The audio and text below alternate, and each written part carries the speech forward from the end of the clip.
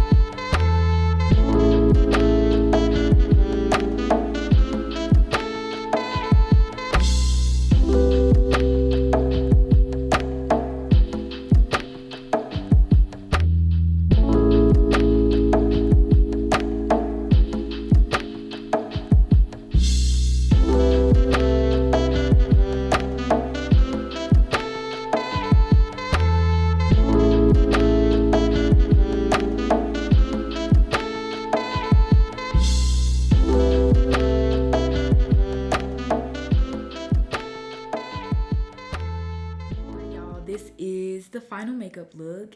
I switched that lip because I absolutely hated it and I couldn't decide on the lip. So I ended up just cutting the camera off and this is what I decided on. It's started off a lot more cool tone than what it is now. If you're curious to know any of the products that I'm wearing today, definitely check the description box below. I'm gonna have everything down there for you, from just everything. Check down there if you're curious. I really enjoyed today's video. I hope you guys did too. That's all I have for y'all today, and I will see y'all in the next video.